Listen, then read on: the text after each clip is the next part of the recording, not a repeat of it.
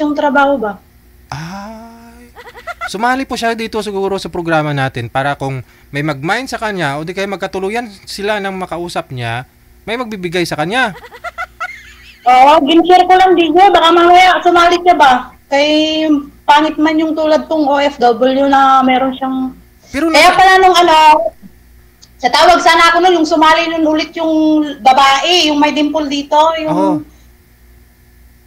Tawag sana ako noon para ikwento ko kasi sabi niya, nagtanong ka noon, yung kapakner niya noon, tapos sabi niya, ayoko yung lalaking demanding, sabi niya, yun siguro yun. Pero hindi siguro siya makahutrot. Siguro hindi, humingi din siguro sa kanya ng pera. Siguro. At baka hindi lang ikaw sa comment section ang nag-mine na piniim niya. Baka hindi lang ikaw ang hiningian, marami pa. Ewan ko lang po. Di ba, sumali po siya dito. Kasi ni-mine mo kasi gwapo nga. Ngayon na makita yung comment nyo na minine mo, nag-friend request tayo. Tapos galit si Mami Amit, kinuwento ko na dito ba? Kasi minsan, mahirap kasi yung mga tulad ko na OFW ba na hihingian lang ng pera. Yun na nga po. Gaano po katagal, ilang days kayo nag-uusap bago siya nag-open na may problema daw, walang trabaho, ganito ganyan, nangihingi ng pera? Oo, nung time na una, mihiram siya. Sabi ko, wala akong pera.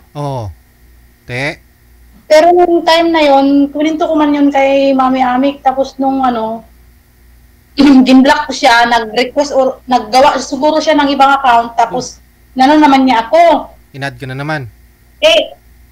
Siyempre ako wala naman problema sa akin. Basta mabait lang man yung tao. Wag lang magmura ba. Tapos nung time na, open na naman siya sa problema niya. Baka daw pwede kong tulungan.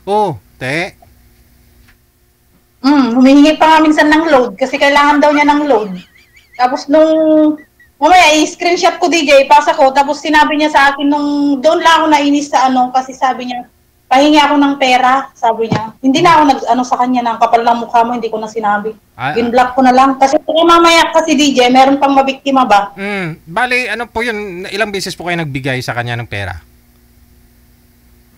2 beses? 2 beses. Nasa ilang, nasa 100, thousands po ba yung nauna?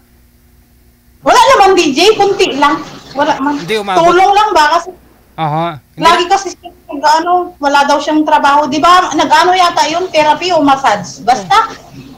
Kasi na daw yung, motor niya, wala daw siyang pagkain. Kasi nasubok ko naman din tumira sa Manila ba? Mahirap kasi ang buhay sa Manila. Kahit na... Sa Quezon City yun, sa Quezon City yun. Dito lang naman. Baka magkapit-bahay lang kami dito. Isa na, sinabi niya dito sa live natin na hihingi na lang siya ng ng pera. Hindi yung sasali pa para pag may makausap, may hingian siya. Kawawa naman. Nantay ko sumali siya ulit para mag-comment ako sa comment na ang laki-laki niyang tao ba? Tapos ganun lang ang gagawin niya sa mga tulad kong babae. Kaya nga po, lalaking tao. Ba't di maghanap buhay? May motorsiklo. Ngayon masasanay yan. Kasi binigyan mo una, pangalawang bisis. Ganito na lang. Pag makita nyo pong magpa-line up ulit, ipasa mo yung mukha nga po dito ma'am para ma-review namin, makita ko po kung sino po yun, Pasa mo nga dito. Pasa mo dito ha, yung mukha niya ha. Sige dito. Okay. Para alam namin kung magpapalay. Hindi ko lang tuwing to kay Rio kasi makikita si Rio Chismoso yan si Rio.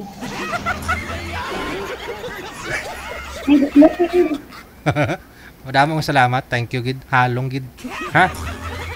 Bye. Thank you gid. Salamat.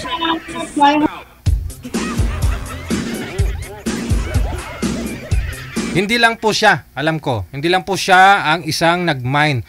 Paalala po sa mga viewers natin, listeners ha. Pag may makita po kayong gwapo na guest natin, wag nyo nang i-mine. Sigurado re-reviewin po niya yung mga comment ninyo. Tapos, pwede po yan siguro, Pwede po yan na i-mine mo siya, katuwaan lang. Pero kung mag-PM siya sa'yo, wag mo na i-entertain, Pero kung gusto mo lang din naman ma-scam, o kaya pwede po kayo mag-friend. Yun naman purpose talaga ng programa natin, no? Pag connected na kayo, no? Magustuhan yung isa't isa, bakit hindi? No? Oh, kasi ang programa ho natin hindi naman talaga yung nag-uusap, nagkakatuluyan. Minsan sa comment, no? Sa comment. Kaya wala namang masama kung i-mind ninyo. Pero pag may money involved na, alam nyo na pong dapat gawin ninyo. No? Kasi hindi mo masabing mahal mo yan.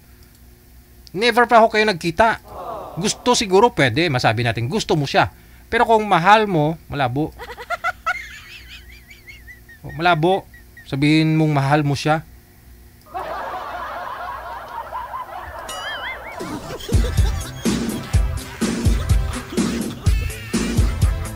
Si Maricho nga ho, ni-mine niya si Sir.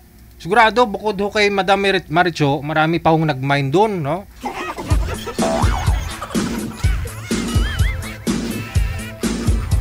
Marami hong nahingian. Oh. Nakikita ko nga po minsan, nakikita ko, marami talagang nagmamine sa comment, no? Sabi ko, hala. Ay, abaw. Ay, abaw!